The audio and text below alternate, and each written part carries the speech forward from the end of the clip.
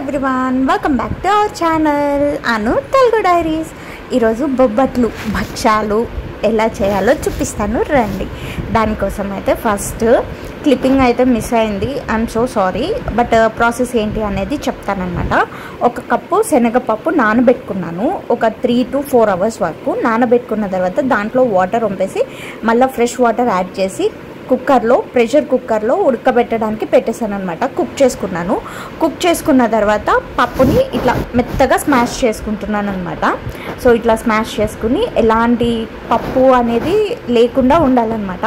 జనరల్గా ఏంటంటే పూర్ణాలకైతే మనము కొంచెం అక్కడక్కడ పప్పు తగిలితే బాగుంటుంది. బట్ బొబ్బట్లకి మాత్రం పప్పు తగలకుండా ఉంటేనే మనము రోల్ చేసుకున్నప్పుడు నీట్గా వస్తుంది అనమాట, ఎక్కడ చిరిగిపోకుండా. సో అట్లా పప్పు స్మాష్ చేసుకున్న తర్వాత స్టవ్ ఆన్ చేసి స్టవ్ మీద పెట్టేసి దాంట్లో తగినంత బెల్లం, మన తీపికి ఎంత బెల్లం స్వీట్ తినగలుగుతారో అంత జాగ్రీ పౌడర్ యాడ్ చేసి బాగా కలుపుకుని దాన్ని స్టవ్ మీద పెట్టి ఉడికించుకోవాలన్నమాట. దాంట్లో ఉన్న వాటర్ అంతా ఎవాపరేట్ అయిపోయి అది ఒక 2 cups వరకు గోధుమ పిండి తీసుకున్నాను. నేను హోల్ వీట్ ఆటాతోనే చేస్తున్నాను అనమాట, మైదా అనేది అసలు వాడట్లేదు. పసుపు ఉప్పు యాడ్ చేసుకున్నాను, ఆయిల్ కూడా యాడ్ చేసుకున్నాను. తర్వాత తగినంత వాటర్ పోసుకుని పిండిని చపాతీ పిండి కన్నా కొంచెం లూజ్ కన్సిస్టెన్సీలో కలుపుకున్నాను అనమాట.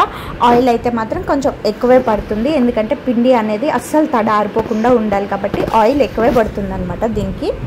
ఈ పిండిని పక్కన పెట్టేసుకుని కొంచెంసేపు రెస్ట్ ఇవ్వాలి. ఈలోపు మనకి ఉడకబెట్టుకున్న పప్పు పూర్ణం చల్లారిపోయి ఉంటుంది కాబట్టి దాన్ని బాల్స్ లాగా చేసుకుని ఇట్లా మనం తడిపి పెట్టుకున్న పిండిని ఒక బాల్ సైజులో తీసుకుని దాన్ని ఇట్లా ఒక బౌల్ షేప్లో తీసుకోవాలన్నమాట. ఓన్లీ ఎడ్జెస్ మాత్రమే ఇట్లా బయటకి కొంచెం లాగినట్టు చేసి చూపిస్తున్న విధంగా అందులో మనం చేసుకున్న పూర్ణాన్ని స్టఫ్ చేసుకుని ఆ బాల్ని మొత్తాన్ని చపాతీ ముద్దని క్లోజ్ చేసి నీట్గా రోల్ చేసుకోవాలి. ఇట్లా రోల్ చేసుకుంటున్నప్పుడు అంటే చపాతీని ఒత్తుకుంటున్నప్పుడు ఏంటంటే ఇట్లా బాగా ప్రెస్ చేసి ఒత్తకుండా పైన ఆనించుకుంటూ దాన్ని పాముకోవాలన్నమాట. మనం కొంచెం గట్టిగా ప్రెషర్ అప్లై చేసాము అంటే మాత్రం అది స్టఫింగ్ అంతా బయటకు వచ్చేసి చపాతీ అనేది పాడైపోతుంది అనమాట. సో స్టఫింగ్ బయటకు రాకుండా పైనే పాముకుంటూ ఉండాలి. అలా చేసుకున్న చపాతీని మనం పెనం మీద వేడివేడి పెనం మీద వేసి 2 sides కూడా గీ అప్లై చేసుకుని కాల్చుకుంటే వేడివేడి భక్షాలు రెడీ. ఇవి పొంగుతాయి కూడా, సాఫ్ట్గా ఉంటే పొంగుతాయి,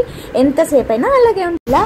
ఎన్ని భక్షాలనే ఈజీగా చపాతీలు ఆలు పరోటా చేసి ఈజీగా చేసేసుకోవచ్చు. Please subscribe to my channel.